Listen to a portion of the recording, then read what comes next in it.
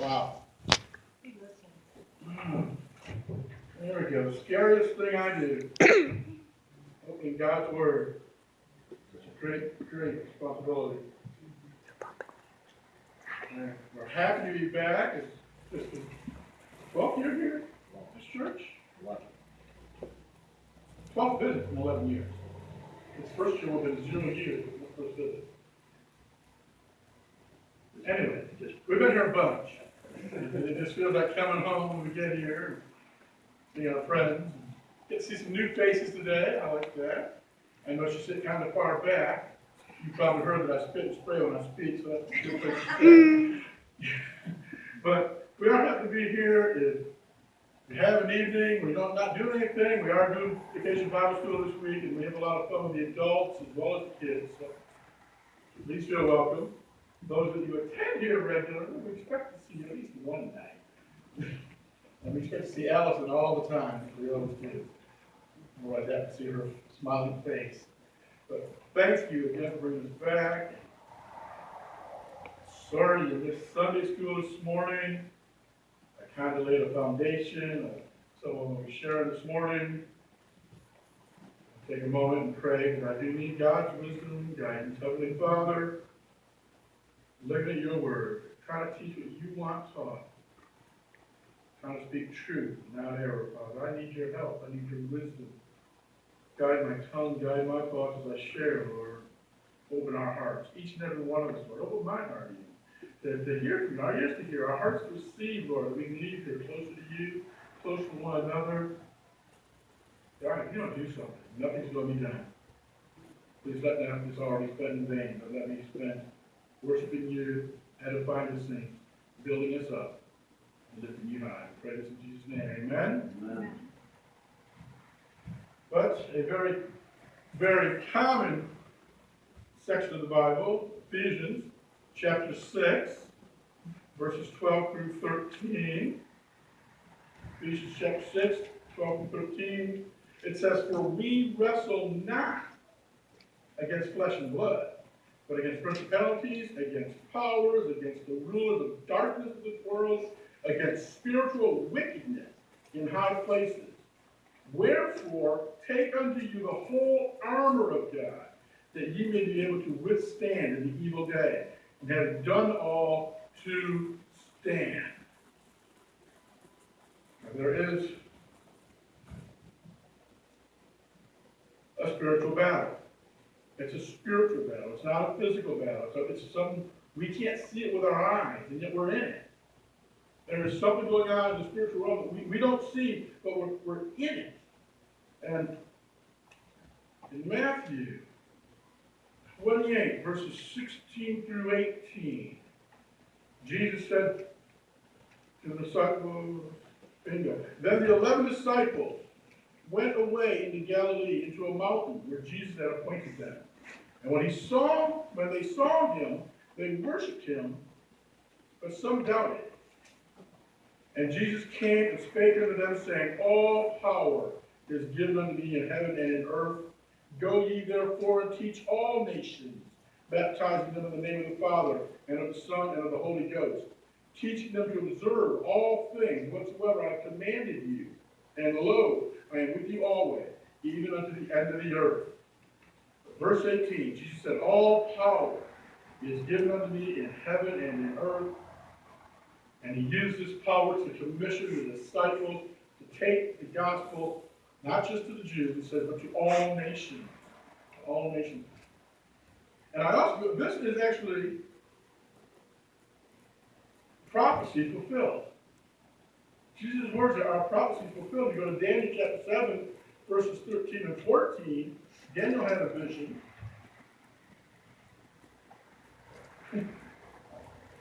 Daniel says, "I saw in the night visions, behold, one like the Son of Man came with the clouds of heaven, and came to the Ancient of Days, and they brought him near before him.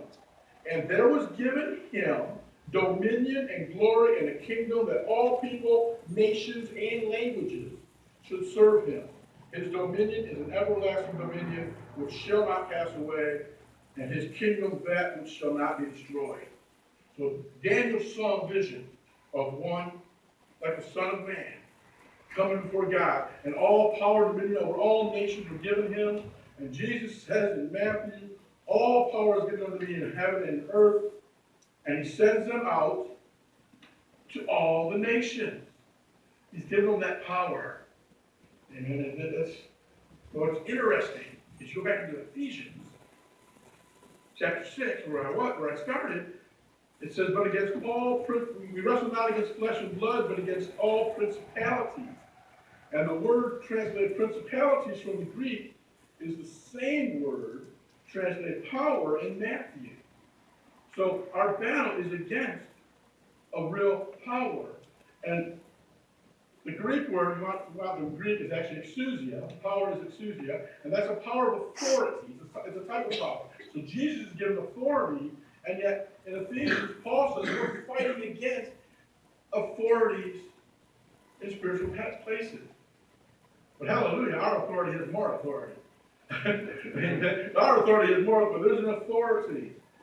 And in Acts verse 8, Peter, Paul, Jesus, my tongue got from my eye to it, I couldn't see what I was saying. Jesus said, Acts 1:8, ye shall receive power after the Holy Ghost is come upon you, and ye shall be my witnesses unto me both in Jerusalem and in all Judea and in Samaria and unto the uttermost part of the earth.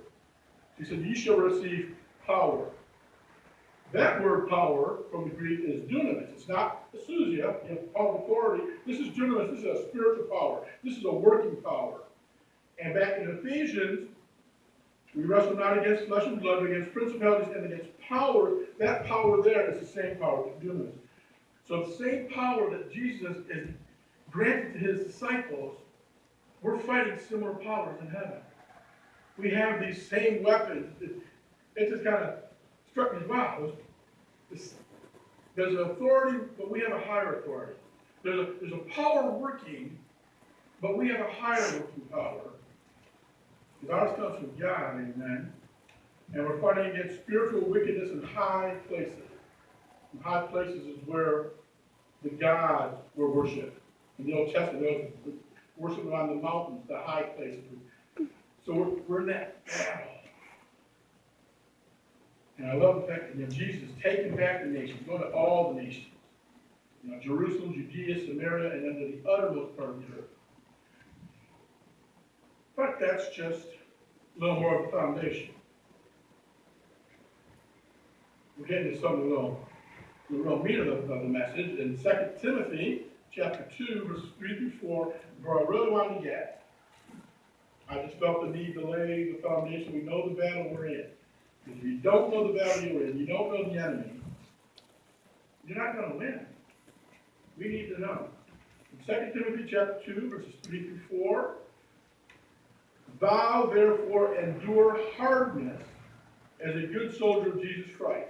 No man that warreth entangleth himself in the affairs of this life, that he may please him who hath chosen him to be a soldier. Paul says, as a good soldier which will endure hardness. It's hard being a soldier.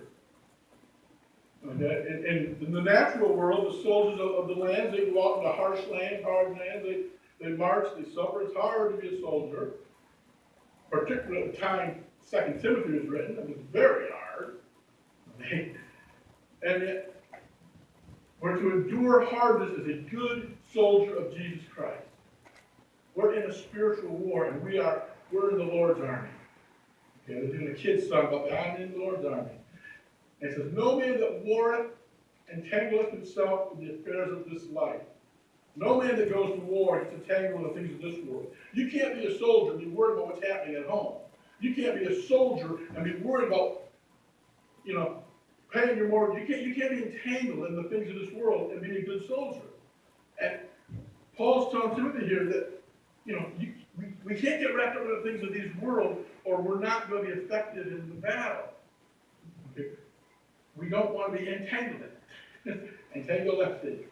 But no man that warreth entangleth himself, because he wants to please him who has chosen him to be a soldier. Now, in America, we have the American dream. We are so blessed in this country. We are so rich as a nation. We're the richest of the nation. How many other nations do we support with our hard work? With the taxes they take from us and they send us to programs in our country? We are so rich. And the American dream. Now, the American dream, Pastor, used to be they came to America for freedom. Freedom from oppression, freedom from tyranny, freedom to be responsible for their own life, to build a life, get some land to start a farm, or build a business, to be free to serve God as the dictates of their conscience guided them. That was the American dream that brought people in the 1700s, 1800s. Of course, now, the American dream's kind of changed. You know, it's about getting a house and 2.2 children, which is weird, for a short child. You know, having a good job. That's the American dream. We hear presidents talk about the American dream now. Oh, you have to have a house. It's not about liberty and freedom to serve God according to the dictates of your conscience. It's about getting. You gotta have this, you gotta have that. It's about safety, security, and comfort. That's the American dream. That's what every American, generally speaking, there's one of you going to say, not me, okay. But that's what Americans want. Security, safety, security, and comfort. That's the American dream. The Christian reality is danger, risk, and self-denial. It's not nice houses and private airplanes for our pastors. And it's not about health, wealth, and prosperity. The American dream is safety, security, and comfort. The reality of the Christian life, danger, risk, and self-denial. In Romans 8:36, Paul writes to the church in Rome, roughly 56 to 58 AD, that was written. Nero is persecuting the Christians. The Jews in Rome are persecuting the Christians. They're being killed in nasty ways. And Paul wrote, as it is written, for thy sake we are killed all the day long. We are accounted as sheep for the slaughter. That's the Christian life that Paul saw. That's what was happening in Rome. That's what the Bible says. It says, as it's written, for God's sake. Not safety. Danger. Danger. Christianity is a dangerous walk. We have to leave the security of our home. We have to lay aside defending ourselves and love our enemy. We're actually to love the same ones that want to slaughter us. Love your enemy. Feed your enemy, he hungers, the Bible says. Where's this lamb for the slaughter, Pastor? And in January 2017, Fox News reported that in the previous decade, 1 million Christians had been killed in the world. According to the Christian Post, in 2016, 90,000 Christians were killed in 2016. 1 every 6 minutes. We don't see that in America or Canada. Christians get a little bit harder time in Canada, but we don't see it in Canada.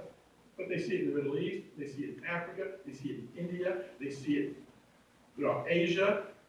1 every 6 minutes. Every 6 minutes, God gets the victory. Because when a saint dies for the faith, a seed is planted. I mean, Christianity grows with this persecution. When we see the largest growth of Christians, we see the greatest persecution. Christianity is growing in the Middle East. It's growing because there's a reason to die, a reason to live. If you don't have a reason to die, you don't have a reason to live. If you want safety, you haven't found the reason to die yet. Did you right there? China has more Christians than the United States. Of course, they got a whole lot more people, but they actually have more, and Christians whose lives are in danger, whose freedom is at risk, because they believe in the Lord Jesus Christ. Christians are called to set aside their safety. We're called to set aside sin. We live a life of danger. The martyr Polycarp. Polycarp is mentioned in the Bible. He was a disciple of the Apostle John, who wrote the book of Revelation, and 3 other books. But anyway, the Apostle John, and Polycarp, who was 86 years old, was tied to a stake, was going to be burned alive. And they told him, deny Jesus and you'll live. And he said, how can I deny him who's been so faithful to me for 86 years? He chose death rather than life. He wasn't looking for safety. He was looking for a kingdom he couldn't see. Because he knew there was something greater.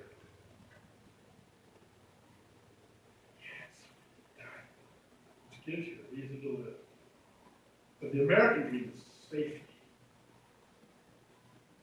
When the plane flew over the Twin Towers, something knocked those towers down.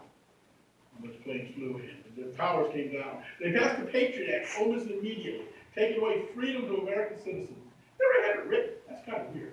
But and they took away freedoms. And the American people were like, yes, please, take away our freedoms, keep us safe. This country, we've traded so much liberty for safety. We want to be safe.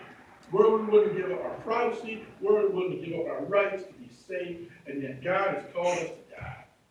Lambs for the slaughter. In America, it's about security.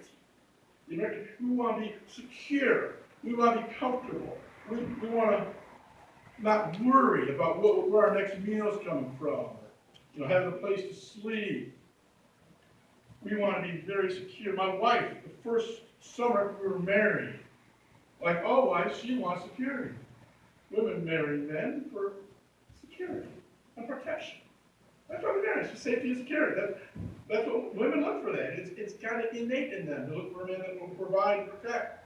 And that first summer, I'm working. She met me. I'm working through the school year. We only taught 4 months. And we got hitched up. And I'm working. And then summer comes. She says, "You're not working this summer?" No, we're going to be out ministering, preaching and teaching, doing VBS. She said, "How are we going to pay the bills?"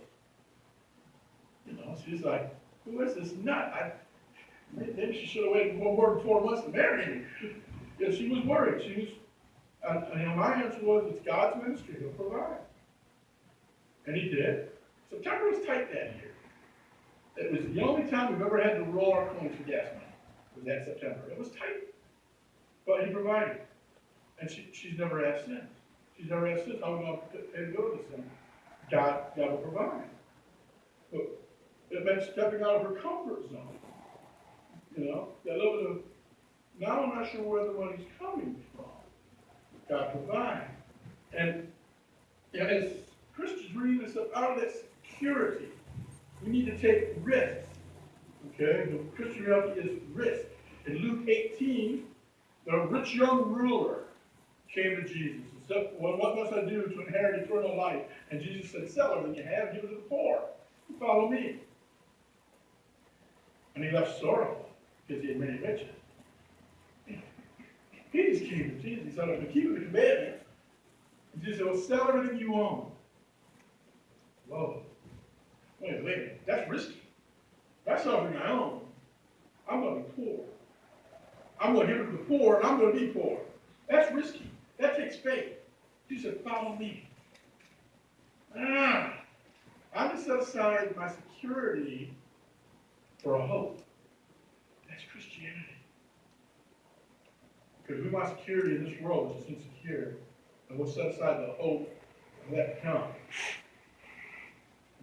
And Jesus had said 4 chapters earlier in Luke 14:33, "So likewise, whosoever he be of you that forsaketh not all that he hath, he cannot be my disciple."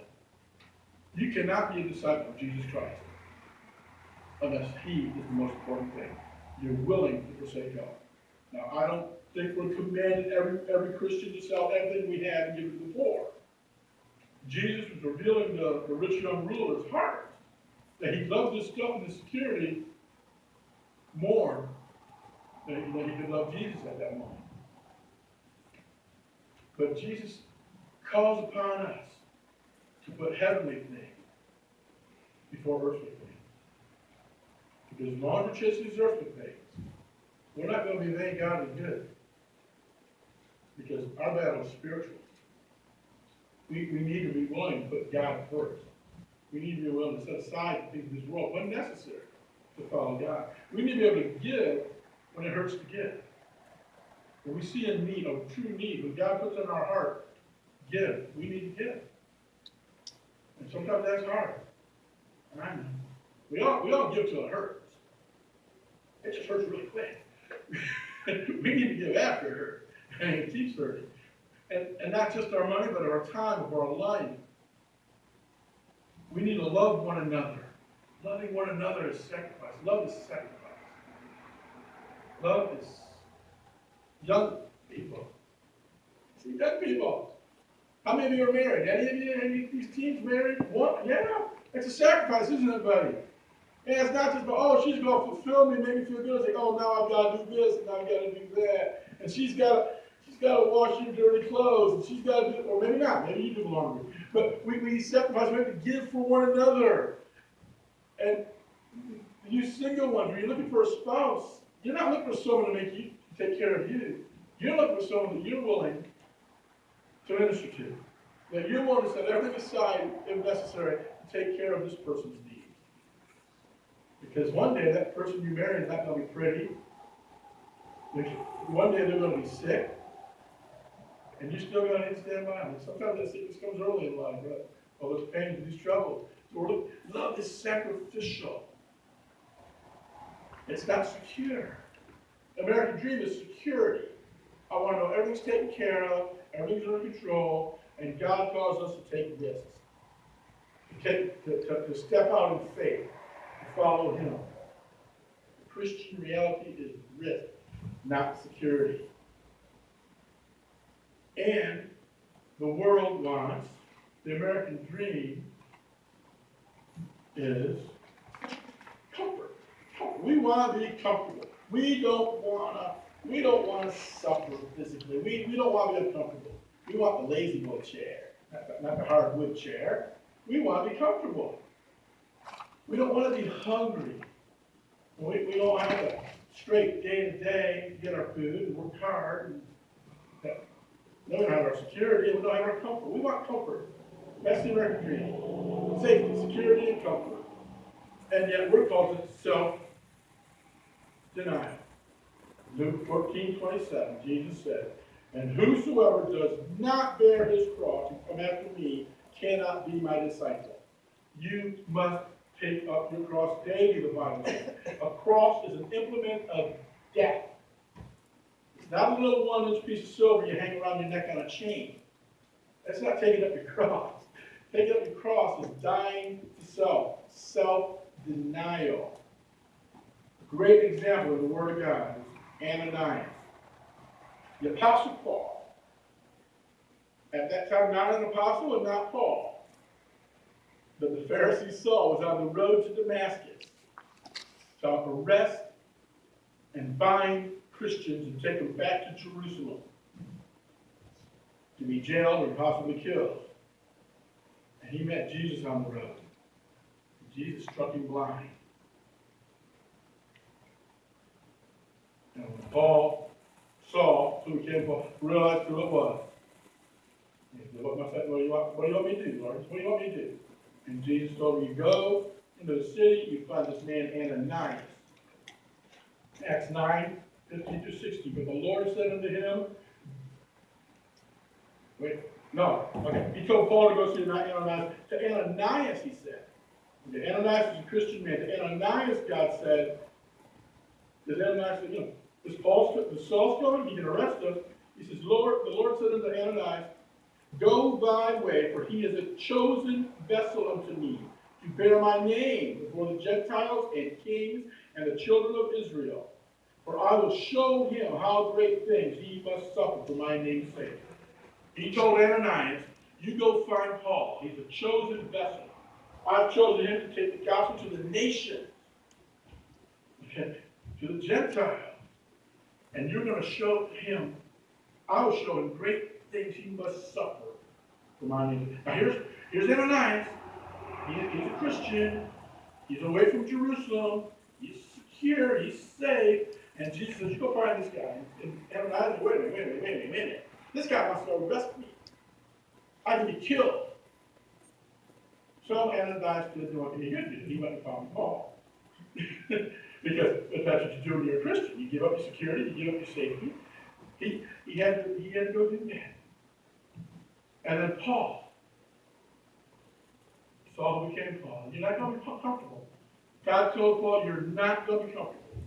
He showed him great things he must suffer. The Apostle Paul suffered. He was stoned. He was beaten. And eventually he was killed for the sake of the gospel. He wasn't called to comfort. It wasn't, okay, Paul, you're going to be a great preacher, and you're going to build this huge church with this big campus, and get yourself a nice $2 million mansion, and a couple private jets, and you're going to be on TV, and you're going to wear nice designer suits. Now, he said, Paul, you're going to go out, they're going to stone you, beat you, and kill you. Paul was not called to comfort. Christians, we're not called to comfort. We're in America. We have it very comfortable, fairly safe, and pretty secure. But there's going to come time when God's going to talk to you, and he's going to say, you need to step out of your safety and your security and your comfort. And it's going to be scary. And it's going to be hard. And that's when you find out you're a disciple of Jesus Christ. Because we can live in the American dream, and America's going straight to hell. Or all the nations of the world are against God. Or we can go get in the fight. We can get in the battle. We can serve God, and be willing to set aside the things of this world if necessary to fight that battle. Paul said, I reckon the sufferings of this present time are not worthy to be compared to the glory which shall be revealed in us. Romans 8:18. Here's Paul. He suffered more than anyone in this room has suffered for Jesus, I'm sure. You may have suffered, but you didn't suffer for Jesus the way he suffered for Jesus. He suffered for, and he said, I reckon the sufferings of this present time are nothing. They're not worthy to be compared to the glory which shall be revealed in us. Abraham never built a house. He lived in tents because he wasn't looking for an earthly city. He was looking for a heavenly city, the Bible says. Paul was looking for a heavenly reward, not earthly rewards. Christian, you need to look for heavenly rewards, not earthly rewards. We are in a spiritual war for the minds and souls of men. The spiritual war takes place in the minds of men. And we see the depravity of minds that have turned from God. Romans 1 talks about those that know God and turn away, how to pray of God, let them become. That we're in a battle for the minds and souls of men. And you know what? We're in a war for the souls of our children. I have 8-year-old daughters. I'm in that battle every day. Protecting them from the world. Being careful what I let them watch. We don't have TV in the home. We do watch a few DVDs from the library, some YouTube videos, but very careful about what I let them see. And if I slip up, Karen's quick to tell me, what are you watching? Oh, I missed that. But we're very careful. We're careful about who they associate with. Because evil communications corrupt good manners. It says that in the Bible. Basically, if you hang out with the wrong people, you're going to be a bad person. You are who you hang out with. I'm in a battle for their souls. Because the devil wants to influence them. And we homeschool because we want to make sure we know who their friends are. We want to make sure we know they're being taught. Because the devil is out to get them. He is out to turn their hearts away from God and towards the world. I see young people graduate high school, Christian children, raised in a Christian home, in a good church. They go off to a college and they start chasing after the world. It's like they forget everything they were taught. Because there's so many opportunities. And then they start seeing people that aren't saved. And they hang with them and they become their friends. As opposed to witnessing to them, they become their buddies. And they become of no value to God in the war, until God puts them back in the battle, until they get their mindset on God again. Christian, we need to get our hearts set on this battle. We need to stop worrying about safety and worry about getting in the battle. We need to stop worrying about security. Take those risks. When God tells you to take a risk. Okay, not foolish risks, but when God tells you, you do it. And you set aside your safety and security. We need to set aside our comfort. It's uncomfortable to tell a stranger about Jesus. You know, it's uncomfortable to discuss spiritual things with a lost person, to be a witness to the world. We might be judged. It's uncomfortable to say, I'm not going to make a cake. And, it's uncomfortable for a large company like Home Depot to say, well, we're not going to provide this, even if it costs us our business. That's uncomfortable. Now, I'm not saying those battles are right or wrong, but I'm telling you what, they want to step out of their comfort zone. We need to be willing to step out of our comfort zone. So the question I have for you, and this is the question, because no man that enters into a battle as a soldier entangles himself in the things of the world. The question is, are you entangled in the affairs of the world, or are you willing to forsake the safety, security, and comfort of your life for the glory of God? When God puts that at your feet, what's most important to you? If you love the world, love God is not in you. The Bible says that. We're called into a battle. We're called to forsake everything that gets between us and the service of the Lord. I want each of you to just ask yourself. I'm assuming I'm preaching to the saints. I'm assuming I'm preaching to saved people. And I want you to ask yourself, is there anything in this world that's more important to me than what God wants me to do? And you need to set that aside. I need to ask myself that. I need to ask myself that every day. I need to ask myself every day, is there anything in my life that's going to affect my children's soul? I'm in a battle for their soul. And we're in a battle for the souls and the minds of the world. Jesus didn't just die for me and you. He died that whosoever believes on him might not perish with eternal life. The man deserves the reward for his sacrifice. We can't do it. We're not in the battle. We're in the world, we're not in the battle. Heavenly Father, I don't know how well I presented these things, but I do know it's with you. I do know it's a challenge for me every day, and every Christian is a challenge himself, Lord. That we put you primary in our lives. Lord, I ask in some way your word that I share will give these hearts, minds. In this moment, something changed in the battle or in the fight. Thank you for this opportunity and pray for the rest of the service. Thank you for loving me, Lord, as I love the one I may be. In Jesus' name, amen.